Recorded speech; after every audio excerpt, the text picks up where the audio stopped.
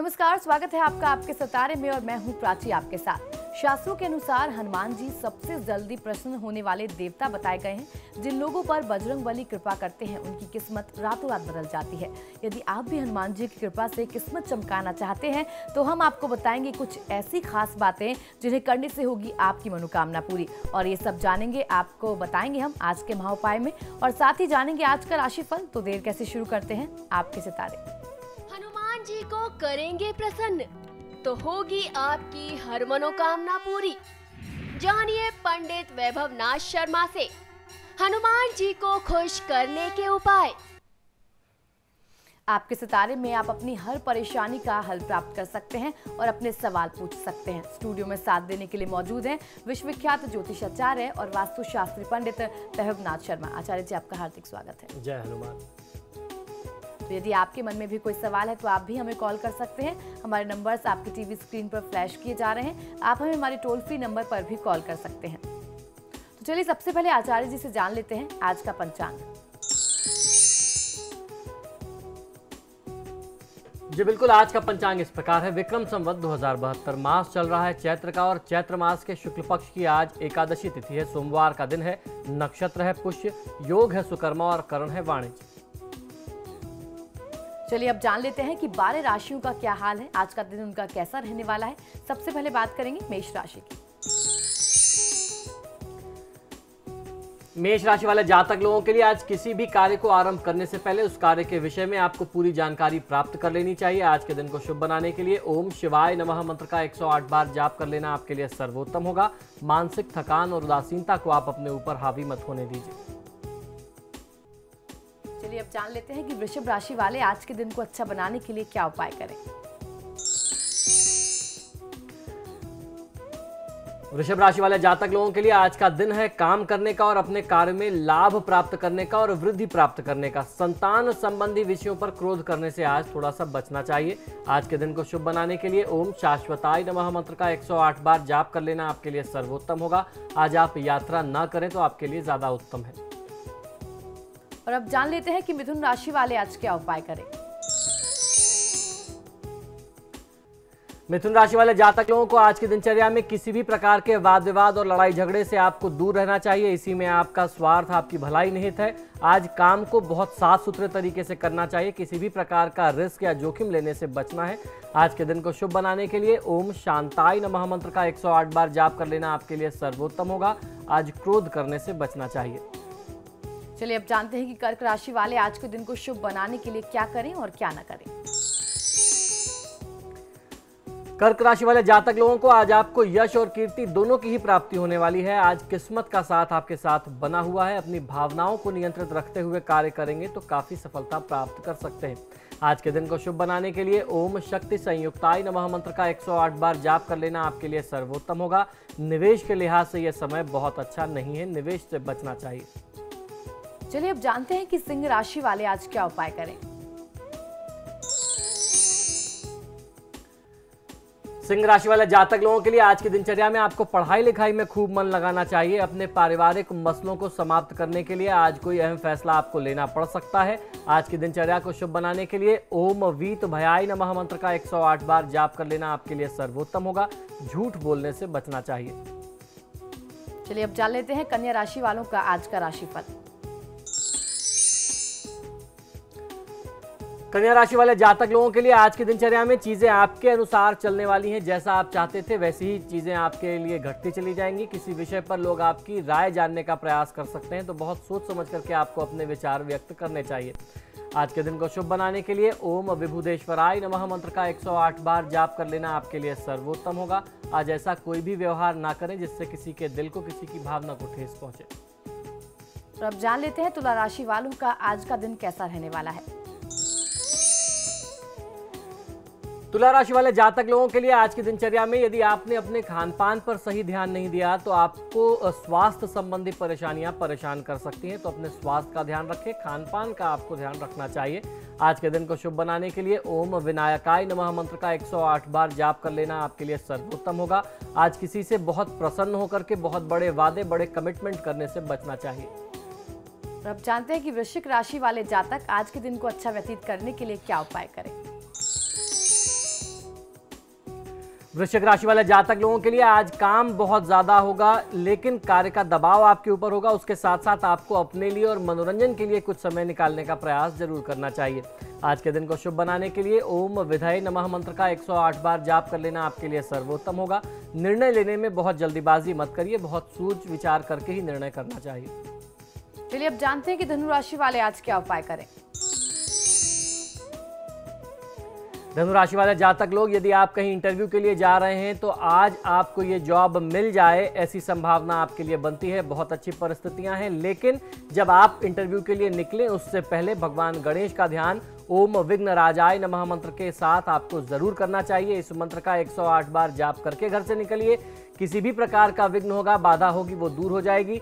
अपने परिवार में, अपने लाइफ पार्टनर के साथ या अपने बिजनेस में आपके जो बिजनेस पार्टनर है उनके साथ किसी भी प्रकार का वाद विवाद, लड़ाई झगड़ा बढ़ाने से बचना चाहिए। और अब जान लेते हैं कि मकर राशि वाले जातकों के सितारे आज क्या कह रहे हैं। मकर राशि वाले जातक लोगों को आज किसी भी व्यक्ति पर आंख मूंद करके विश्वास नहीं करना चाहिए। आज सिर्फ आपको अपनी ही बात नहीं कहनी है, बल्कि दूसरों के विचारों को, उनकी भी भावनाओं को सुनना और समझना है, फिर उसके अनुसार आपको काम करना है। आज के दिन को शुभ बनाने के लिए ओम वाणी प्रदाय नमः मंत्र का 108 बार जाप कर लेना आपके लिए सर्वोत्तम होगा। कार्यक्षेत्र की जो जिम्मेदारियां हैं उसकी अनदेखी आप मत करिए। और अब जान लेते हैं कि कुंभ राशि वाले आज के दिन को शुभ बनाने के लिए क्या करें और क्या ना करें। कुंभ राशि वाले जातक लोगों को आज की दिनचर्या में आवश्यकता है कि पहले पुराने कार्य निपटाएं। जो जिम्मेदारियां पहले से आपके ऊपर हैं उनको पूरा करने के बाद ही कोई नई जिम्मेदारी, नया काम आपको अपने हाथ में लेना चाहिए। आज के दिन को शुभ बनाने के लिए ओम वागीशाय नमः मंत्र का 108 बार जाप कर लेना आपके लिए सर्वोत्तम होगा। कार्य क्षेत्र से जुड़ी हुई जो गुप्त बातें हैं, जिसे ट्रेड सीक्रेट्स कहते हैं, उन्हें हर किसी के सामने आप उजागर ना करें। हर किसी से उस विषय पर चर्चा नहीं करनी चाहिए। और चलिए अब जान लेते हैं कि मीन राशि वालों का आज का राशिफल कैसा है।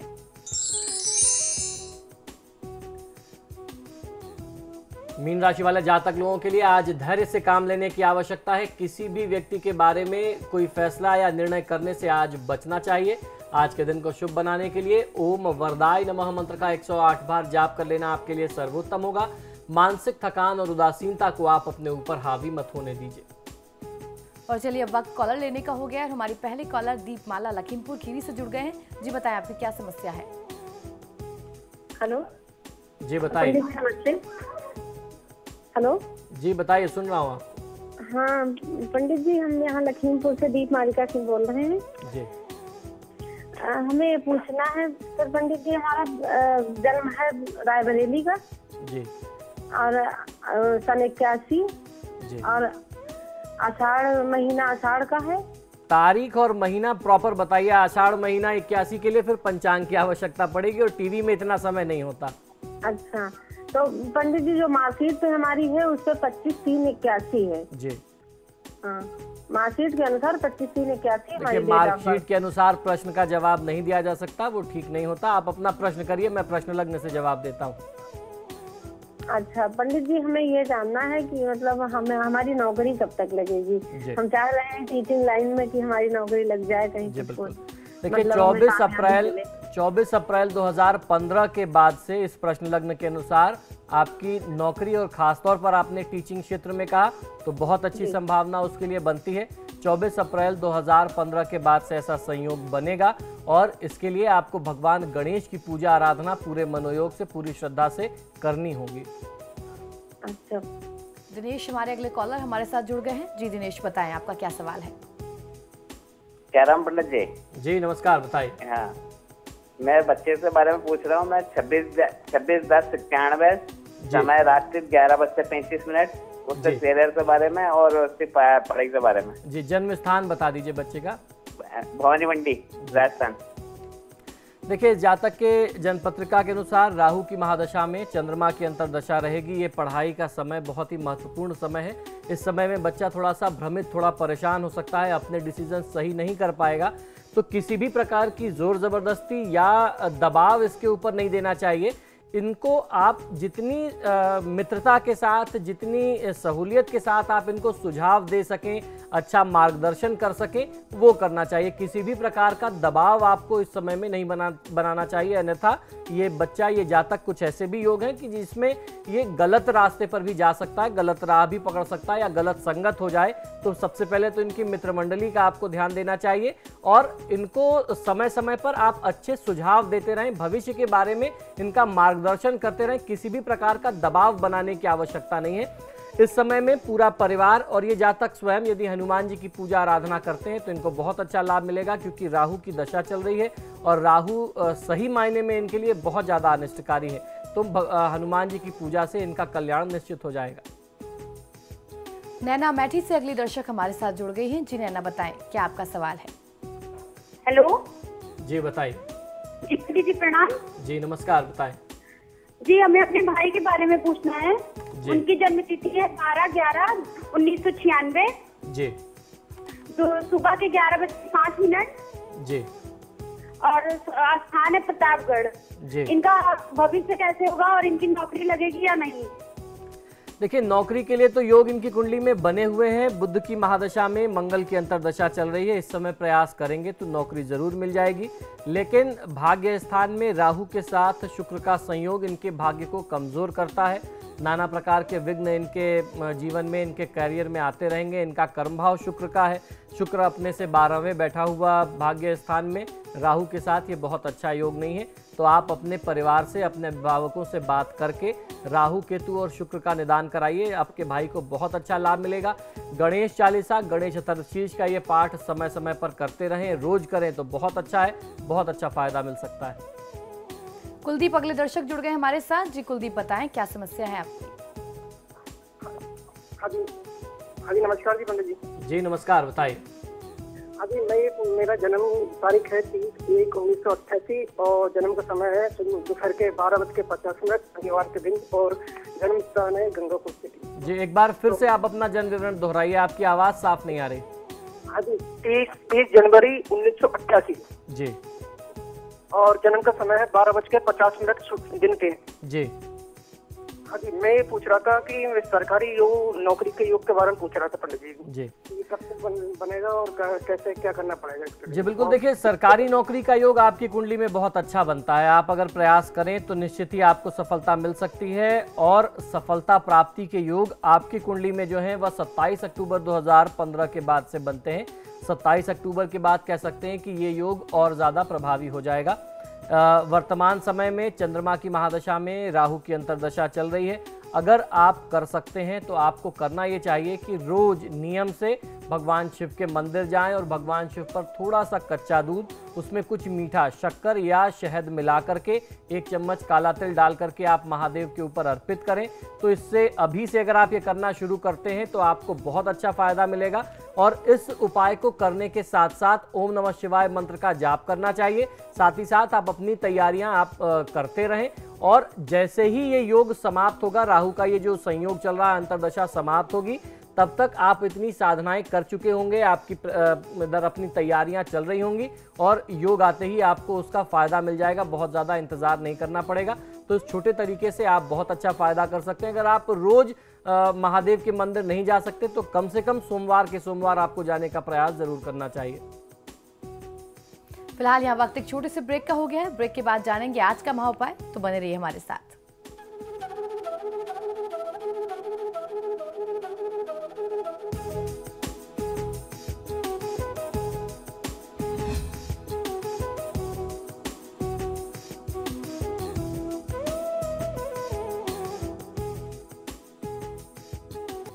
ब्रेक के बाद आपका स्वागत है। चलिए अब जान लेते हैं आज का महाउपाय। जी बिल्कुल, आज का महाउपाय बहुत ही विशेष है। आज हम आपको कुछ ऐसी बातें बताने जा रहे हैं कि जब भी आप हनुमान मंदिर जाएं तो कुछ छोटी छोटी बातों का ध्यान आपको अवश्य रखना चाहिए। शास्त्रों के अनुसार कलयुग में हनुमान जी सबसे शीघ्र यानी बहुत ही जल्दी प्रसन्न होने वाले देवता माने जाते हैं। जिन लोगों पर महाबली बजरंगबली की कृपा हो जाती है उनकी किस्मत जो है रातों रात बदल जाती है। यदि आप भी हनुमान जी की कृपा से अपने भाग्य को चमकाना चाहते हैं, अपनी किस्मत खोलना चाहते हैं, तो आज मैं आपको जो उपाय और जो बातें बताने जा रहा हूं, इन बातों का आपको विशेष ध्यान रखना चाहिए। खासतौर पर जब आप हनुमान मंदिर में जाकर के हनुमान जी को प्रसन्न करने के लिए कुछ साधनाएं, कुछ प्रयास, कुछ उपाय कर रहे हों। हनुमान जी को प्रसन्न करने के लिए हनुमान चालीसा या उसके साथ साथ सुंदरकांड का पाठ करना बहुत ही श्रेष्ठ होता है। अगर आप दोनों में से कोई भी एक पाठ नियमित रूप से करते हैं तो आपको बहुत अच्छा लाभ मिलता है।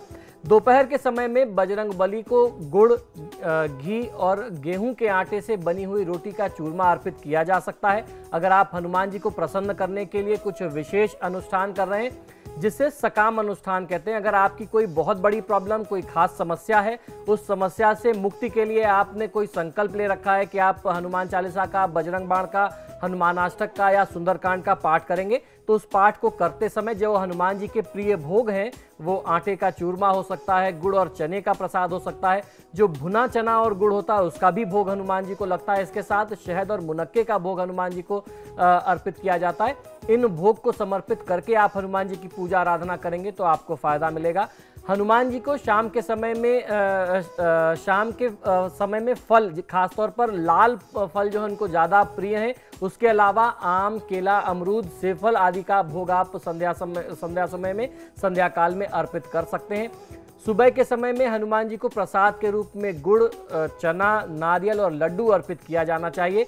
तो सुबह आप कुछ अन्न का भोग लगाएं और शाम के समय में कुछ फल का, जिसे फलाहार कहते हैं, तो एक समय आप अन्न का भोग समर्पित करें और दूसरे समय संध्या काल के समय में आप फल का भोग लगाएंगे तो आपको फायदा मिलेगा। बजरंग बली के श्रृंगार में चोला चढ़ाते समय आपको ध्यान रखना है कि आप तिल के तेल का या चमेली के तेल का प्रयोग करें। इन दोनों में से किसी भी एक तेल में, वो मंदिर पर निर्भर करता है कि किस मंदिर में किस मूर्ति पर तिल के तेल का प्रयोग करते हैं, किस मंदिर में किस मूर्ति पर चमेली के तेल का प्रयोग करते हैं। जैसी भी वहाँ की स्थिति हो, आप जानकारी कर लें वहाँ के आचार्य से, वहाँ के सेवादारों से, पंडित जी से, और फिर उनसे पूछ करके आसपास वो जहाँ से जिस रंग का, जिस मेल का सिंदूर खरीदते हैं वही खरीद के आपको समर्पित करना चाहिए। वो मिला करके आप उनका श्रृंगार कर सकते हैं। श्री राम के अनन्य भक्त बजरंग बली की कृपा प्राप्ति के लिए विशेष रूप से ब्रह्मचर्य का पालन किया जाना चाहिए। जिस समय आप हनुमान जी की विशेष साधना कर रहे हो उस समय आपको ब्रह्मचर्य का पालन करना है। भगवान को भोग लगाने के बाद भक्तों को प्रसाद आपको जरूर वितरण करना चाहिए और स्वयं भी आपको श्रद्धा के साथ इस प्रसाद को ग्रहण करना चाहिए। सप्ताह में 2 दिन मंगलवार और शनिवार को हनुमान जी के निमित्त विशेष पूजन अर्चन करना चाहिए। इन दिनों में बजरंग बली की विशेष कृपा प्राप्त की जा सकती है। शनिवार और मंगलवार उनके विशेष दिन होते हैं। बजरंग बली को लाल या पीले रंग के पुष्प और लाल या पीले रंग के फल अगर आप अर्पित करें तो बहुत अच्छा लाभ मिलता है। इन पुष्पों में खासतौर पर कमल, गेंदा, गुलाब और लाल वाला जो गुड़हल होता है, ये आदि विशेष महात्म के पुष्प होते हैं। हनुमान जी की पूजा में या मंदिर में शुद्धता एवं पवित्रता का ध्यान बहुत ज़्यादा रखना चाहिए। प्रयास तो ये करना चाहिए कि आप सिले वस्त्र पहन करके ना जाएं, लेकिन अगर आपको जाने की स्थिति पड़ती है तो ऐसे में आपको ध्यान ये रखना है कि अगर आपने उस वस्त्र को पहन करके कुछ भोजन किया है, कुछ खाया है, तो मूर्ति स्पर्श करने से बचना चाहिए। आपको ध्यान में ये भी रखना चाहिए कि हनुमान जी को केसर के साथ घिसा हुआ लाल चंदन का तिलक अगर आप लगाते हैं तो बहुत अच्छा लाभ मिलता है।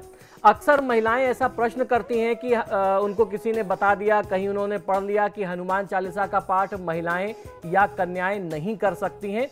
ऐसा कहीं कुछ नहीं, ये सब खाली भ्रांतियां फैलाई गई हैं। हनुमान जी की पूजा आराधना कोई भी कर सकता है, लेकिन महिलाओं के लिए नियम ये है कि आप मूर्ति स्पर्श नहीं कर सकते। इस बात का नियम आपको पालन जरूर करना चाहिए, क्योंकि हनुमान जी बाल ब्रह्मचारी हैं, तो महिलाओं का स्पर्श वर्जित है। आप स्पर्श किए बिना जिस भी प्रकार से अपनी श्रद्धा के साथ पूजा आराधना करना चाहें जरूर कर सकती हैं। इस बात का आपको ध्यान रखना है। आप कोई भी पाठ करें, किसी भी साधना के साथ कर सकते हैं। आपके परिवार के जो पुरुष सदस्य होंगे या मंदिर के जो आचार्य होंगे, अगर कहीं स्पर्श करने की या भोग समर्पित करने की आवश्यकता पड़ती है तो आप उनके माध्यम से समर्पित करवाइए। स्वयं स्पर्श ना करते हुए पूजा आराधना करें तो आपकी मनोकामनाएं अवश्य ही सिद्ध होंगी। तो आज के महाउपाय में हमने जाना कि कैसे बजरंग बली की विशेष कृपा हमें प्राप्त हो सकती है। बहुत बहुत शुक्रिया आचार्य जी। जी धन्यवाद। फिलहाल आपके सितारे में इतना ही। आप देखते रहिए समाचार प्लस।